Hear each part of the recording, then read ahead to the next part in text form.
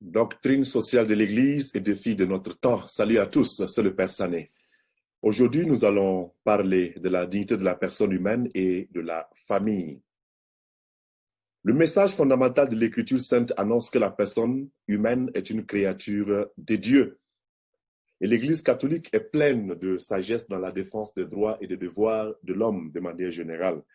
Lorsque nous lisons les encycliques publiées par les papes Jean XXIII, Jean-Paul II ou encore le pape François dans sa dernière encyclique Fratelli Tutti, nous voyons que l'Église s'est préoccupée des questions des droits humains. En 1963, Jean XXIII a publié Pacem in Terris. Cette encyclique, c'est l'encyclique par excellence des droits humains.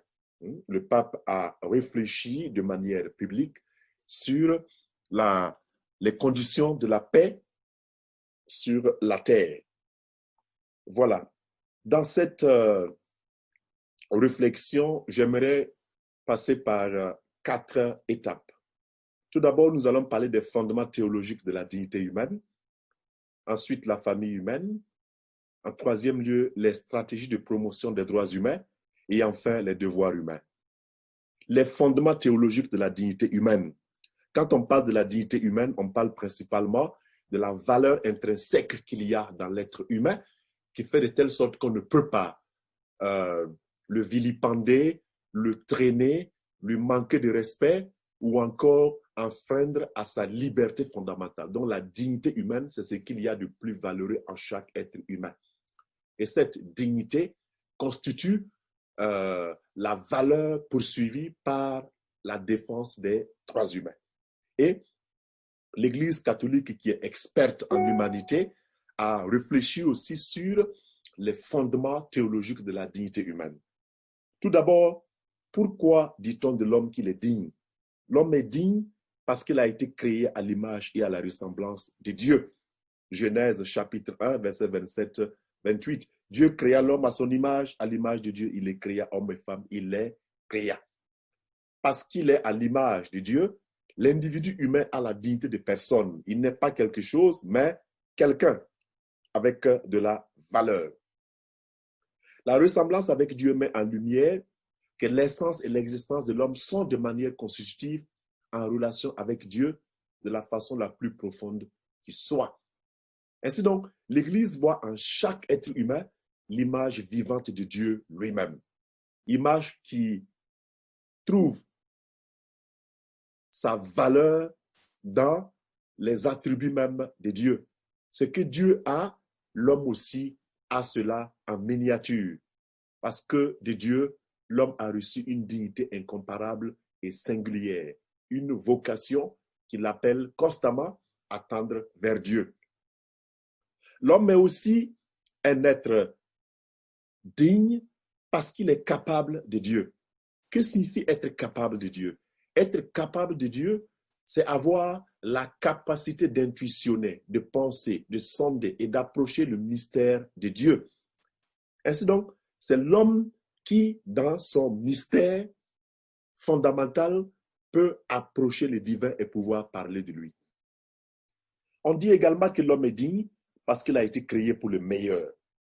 La dignité humaine doit être respectée parce que l'homme est créé pour ce qu'il y a de meilleur. Lorsque nous sommes attirés vers ce qui est mauvais, vers ce qui est vilain, vers ce qui salit, ce qui suit, il y a une voix intérieure en nous qui nous rappelle que nous sommes faits pour ce qui est grand, ce qui est noble, ce qui est bon, ce qui est beau, ce qui est juste et ce qui est vrai. Alors, c'est ce qui amène l'Église à dire que nous sommes créés pour le meilleur. Parce que même quand nous tendons à vouloir faire ce qui est mal, il y a cette voix intérieure qui nous attire vers ce qui est bien. Et nous voyons cette illustration à travers la parabole de l'enfant prodigue, en Luc au chapitre 15. Le Christ nous donne une parabole pour illustrer la tristesse qui se crée en nous lorsque nous nous éloignons de la maison paternelle. Dans cette parabole, on voit un jeune homme qui prend la richesse de son père, qui se retire, qui gaspille cette richesse et qui tombe très malheureusement dans une vie de misère. Et cette voix intérieure l'amène à se rendre compte qu'il s'est égaré. Et c'est pour cela qu'on dit l'homme est capable de Dieu. Donc, c'est Dieu qui le rejoint dans sa solitude pour l'amener à se rendre compte qu'il doit retourner là où il y a le bonheur. Parce que quand l'homme rentre en lui-même, il sait que le mal est un étranger. Le mal est un envahisseur qui l'amène justement à s'éloigner de sa maison paternelle. Et à chaque fois que nous avons l'impression qu'il nous faut de la liberté, cette liberté doit être à l'intérieur de la maison paternelle. Parce que toute liberté en dehors de Dieu n'est que libertinage. Très malheureusement. Nous sommes dans un siècle où les hommes de notre temps qui veulent la liberté tombent malheureusement dans un libertinage parce qu'ils ne sont pas liés à la volonté d'un Dieu qui les aide à être beaucoup plus heureux. Ensuite, nous disons aussi que l'homme est digne parce que la nature humaine transcende la matière. Alors, l'homme n'est pas une machine, l'homme n'est pas mécanique, calculable ou programmable. Les humains ne sont pas comparables à des robots dans leurs mouvements. Alors, nous disons que l'homme dépasse la matière parce qu'il ne doit pas être déterminé en fonction de sa capacité de travail, de réflexion ou de rendement. C'est ce qui arrive très malheureusement avec le progrès de la technologie. On mesure les humains en fonction de ce qu'ils sont capables de faire, alors qu'en réalité, les hommes dépassent la matière dans son caractère fonctionnel.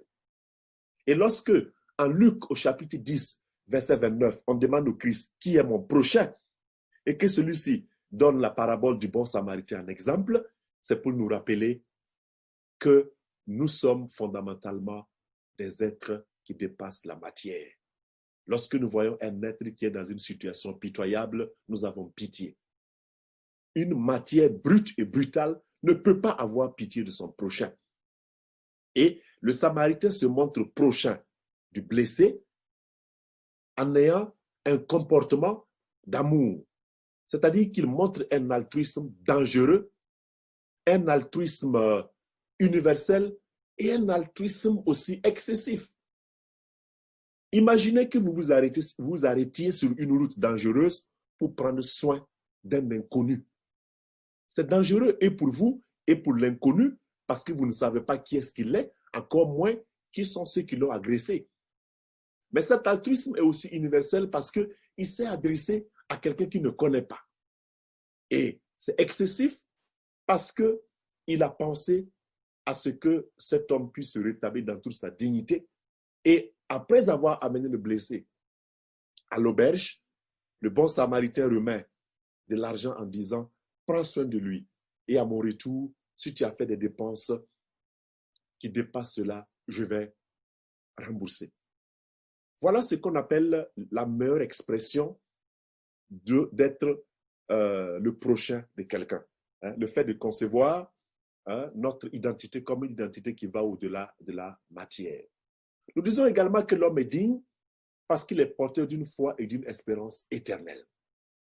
Alors, la grandeur de l'homme vient de la foi et de l'espérance qui l'habite.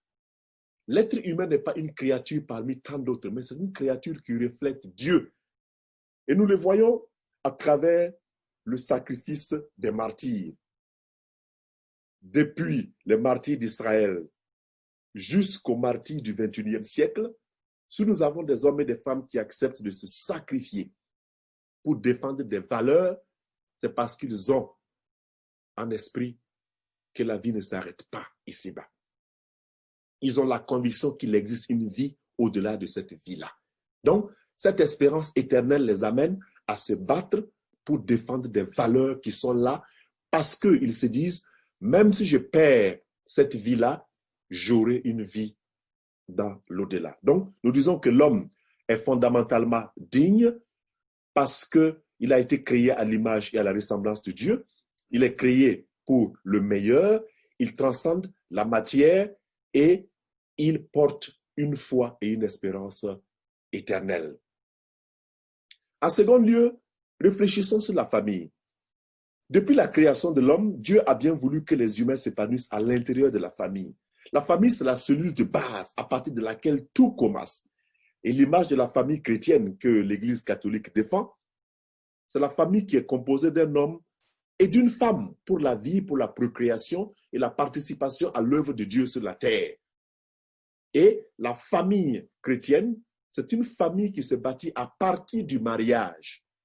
Et le mariage chrétien, c'est un mariage qui se repose sur 4 piliers.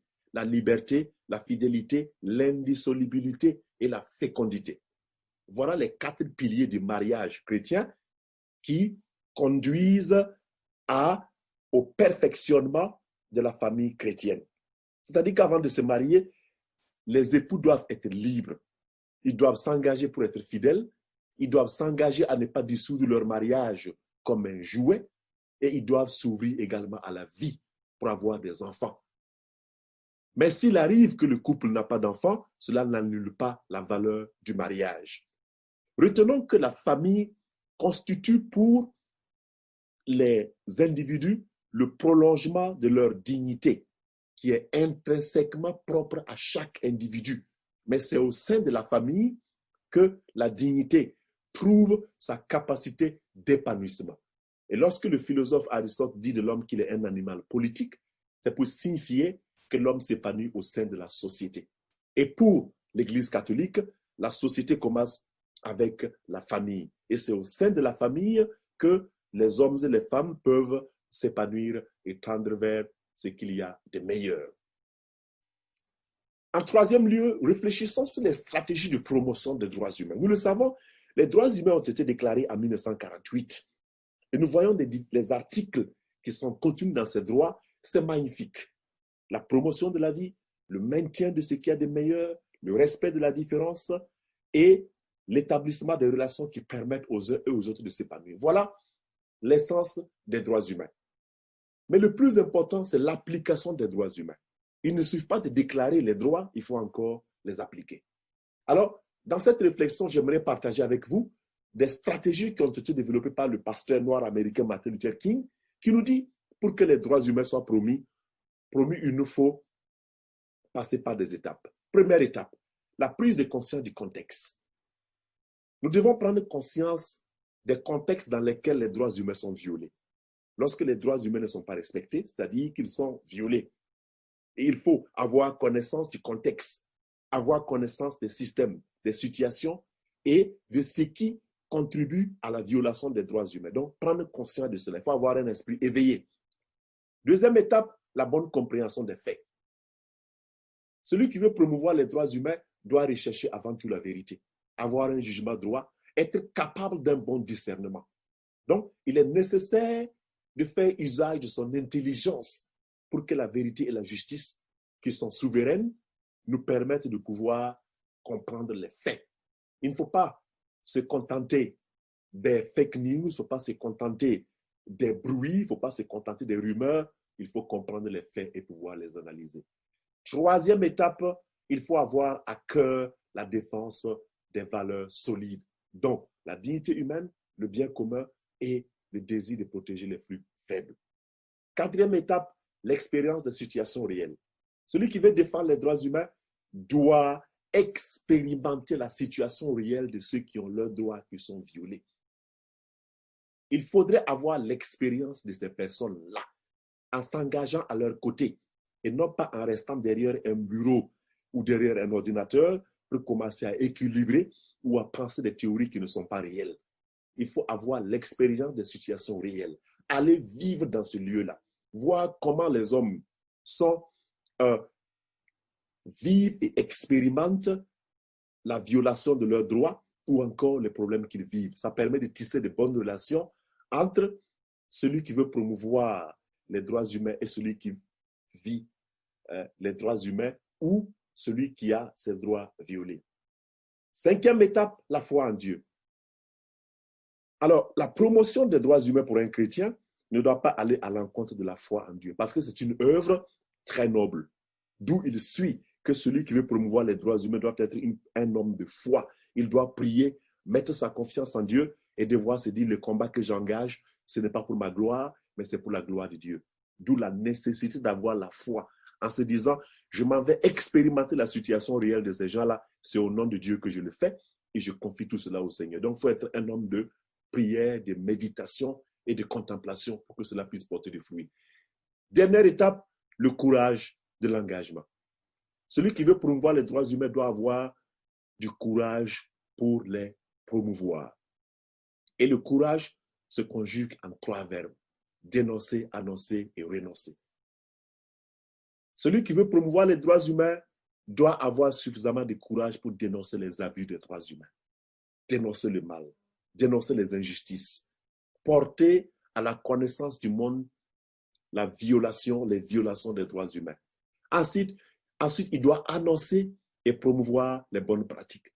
Il ne suffit pas seulement de dénoncer le mal, il faut aussi annoncer le bien. Lorsqu'il y a des hommes et des femmes qui font du bien, qui participent à la promotion de leur société, il faut le dire, il faut le proclamer haut et fort. Et le 3e verbe, renoncer. Celui qui veut promouvoir les droits humains doit renoncer à ses intérêts égoïstes. Il doit renoncer à tout populisme arrogant pour pouvoir mettre en avant les personnes qu'il veut défendre. 4e point, dignité humaine et devoir humain. Inséparablement lié au thème des droits humains est celui des devoirs humains. Très souvent, nous voyons des hommes et des femmes qui défendent leurs droits, c'est très important, mais rarement nous voyons des gens qui sont préoccupés par la défense de leurs devoirs. Et voilà ce que dit le pape Jean 23 dans son encyclique Pacem in Terris. Ceux qui, dans la revendication de leurs droits, oublient leurs devoirs ou ne les remplissent qu'imparfaitement, risquent de démolir d'une main ce qu'ils construisent de l'autre. Je reprends. Ceux qui, dans la revendication de leurs droits, oublient leurs devoirs ou ne les remplissent qu'imparfaitement, risquent de démolir d'une main ce qu'ils construisent de l'autre. En clair, le pape veut dire, les droits et les devoirs vont ensemble. Parce que l'accomplissement de mon devoir permet à autrui de jouir de son droit et l'accomplissement du devoir d'autrui par autrui me permet à moi de jouir de mon droit. Donc, si nous voulons que nos droits soient respectés, commençons par être des hommes et des femmes qui appliquent leurs devoirs en étant de très bons citoyens. Alors, dans la Déclaration universelle des droits humains, il n'est pas fait mention de devoirs, même si les devoirs sont évidents et doivent être évidents, mais ce n'est pas le cas. Et lorsque nous allons dans la Charte africaine des droits de l'homme et des peuples, nous voyons que les Africains, parce que nous sommes fondamentalement des peuples communautariens qui mettent l'accent sur le sens de la communauté et de la famille, dans la Charte africaine des droits de l'homme et des peuples, l'accent est aussi mis à côté, l'accent est aussi mis sur les devoirs. Donc, à côté des droits de l'homme et des peuples, la Charte, dans les articles 27, 28 et 29, énonce à la charge de tout homme des devoirs envers la famille, la société, la nation et l'Afrique en général. Et c'est important de le savoir. Chaque individu a des devoirs envers la famille et la société, envers l'État, envers les autres collectivités localement reconnues et envers la communauté internationale. Les droits et les libertés de chaque personne s'exercent dans le respect du droit d'autrui, de la sécurité collective, de la morale et de l'intérêt commun. Je vous invite à lire ces articles-là que vous pouvez trouver en faisant des recherches sur Internet, tout simplement en allant à la Charte africaine des droits de l'homme et du peuple. Les articles 27, 28 et 29 mettent vraiment l'accent là-dessus. Parce que toute personne qui veut voir la dignité humaine être vraiment respectée doit aussi travailler à la promotion des devoirs humains, en faisant des efforts pour préserver le développement harmonieux de sa famille, en étant reconnaissant vis-à-vis de sa famille, en participant à la construction de son quartier, son village, sa nation, et en s'acquittant de tout ce qui est comme forme de contribution et de ce qui permet de veiller à la bonne santé de la société en général. Voilà ce qu'il faut retenir de manière fondamentale quand on parle de la dignité de la personne humaine et de la famille. Il est fondamental de savoir que l'Église a des fondements théologiques pour justifier la dignité humaine. Et ça, c'est très important de le savoir et de retenir ces éléments-là. Ensuite, quand l'Église parle de la famille doit être pensée comme étant la cellule à partir de laquelle les valeurs humaines sont défendues. Et les droits humains sont des droits que nous devons promouvoir à travers des étapes des étapes qui sont importantes à connaître. Et finalement, nous nous sommes dit qu'il n'y a pas de droit sans devoir. Avant de conclure, j'aimerais vous raconter une histoire. Une histoire qui nous montre ô combien nous sommes tous importants, quelle que soit notre taille, quelle que soit la couleur de notre peau, quelle que soit notre ethnie, notre région, quelle que soit notre situation sociale. Alors, allons en Centrafrique. Dans une salle de classe de Bangui se trouvait un pygmée venu de la région de la Lobaye. Les autres élèves l'appelaient le sauvage, car le pygmée n'était pas habitué à leur mode de vie. Il n'avait pas de montre, il ne savait pas comment manipuler un téléphone, encore moins un ordinateur. Donc c'était pour eux un objet de ridicule. Cependant, un jour, alors que tous les élèves étaient en classe, un gros serpent fit son entrée sans crier gare. Tandis que tous les élèves étaient paniqués. Et même l'enseignante qui disputait une fenêtre avec le plus costaud de ses élèves, le pygmée, plein de sérénité, s'approcha du serpent et d'un geste sec et rapide parvint à immobiliser l'animal par le cou avant de l'étrangler. Puis, tout souriant, il dit à ses camarades, « N'ayez pas peur, ce n'est qu'un reptile. Aujourd'hui même, ce serpent fera mon repas de midi. » Dès lors, poursuit l'histoire, la renommée du jeune pygmée se répandit dans toute l'école. En effet, il était devenu le héros de la classe et personne n'osait plus se moquer de lui. Au contraire, sa compagnie inspirait désormais confiance et sécurité. Que nous enseigne cette histoire? Dans le concert des différences culturelles, tout le monde est capable de contribuer avec ce qu'il est et avec ce qu'il a en fonction des circonstances, des temps, des lieux et des personnes. Tout le monde est important parce que la dignité humaine en chaque être humain renferme l'image de Dieu. Tout le monde est capable de contribuer, tout le monde a des devoirs à remplir et aucun être humain ne doit être négligé. Que Dieu vous bénisse dans le saint nom de Jésus-Christ.